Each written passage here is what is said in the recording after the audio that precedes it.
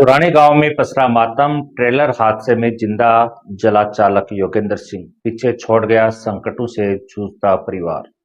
सिरोही जिले के स्वरूपगंज के पास फोरलेन पर हुए दर्दनाक सड़क हादसे ने सीकर जिले के श्रीमाधपुर तहसील के सुरानी गांव को गहरे शोक में डुबो दिया।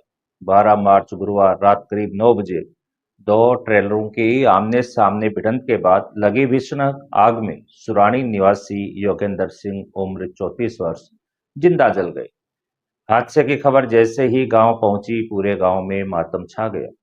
जानकारी के अनुसार सिरोही की ओर से आ रहा एक ट्रेलर अनियंत्रित होकर डिवाइडर तोड़ते हुए दूसरी लेन में घुस गया और आबू रोड की ओर से आ रहे ट्रेलर से जा टकराया।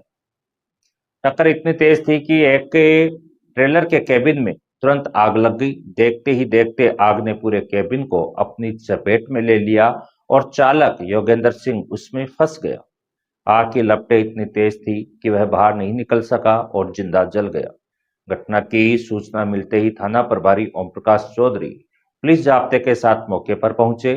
स्थानीय लोगों ने दूसरे ट्रेलर के चालक बाबूलाल उम्र 25 वर्ष पुत्र बरदूनी बैरवा निवासी सापरा भीलवाड़ा को केबिन तोड़कर बाहर निकाला। घायल चालक को एम्बुलेंस से अस्पताल पहुंचाया गया, जहां प्राथमिक उपचार के बाद उसे सिरोही रेफर कर दिया गया। हादसे के बाद ट्रेलर में लगी आग तेजी से फैलती गई। आसपास मौजूद लोगों ने अपने स्तर पर आग बुझाने की कोशिश की, लेकिन सफलता नहीं मिली। करीब 45 मिनट बाद आबू रोड नगर पालिका की फायर ब्रिगेड मौके पर पहुंची और उससे आग पर काबू पाया। तब तक केबिन में फंसे योगेंद्र सिंह का शरीर पूरी तरह जल चुका था और केवल कंकाल ही शेष बचा। योगेंद्र सिंह के चचेरे भाई करण सिंह ने बताया कि परिवार की आर्थिक स्थिति पहले से ही बेहद कमजोर है।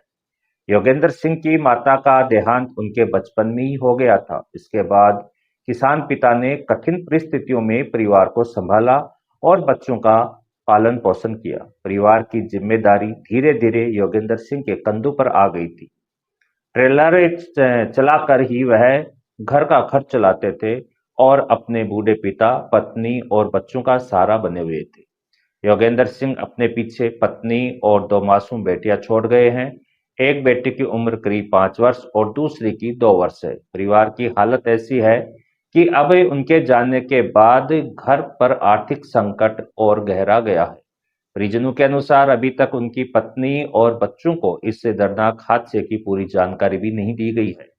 फिलहाल परिजन योगेंद्र सिंह का शव लेकर सुरानी गांव लौट रहे हैं। पूरे गांव में शोक का माहौल है। शनिवार 14 मार्च को सुरानी गांव में उनका अंतिम संस्कार किया जाएगा।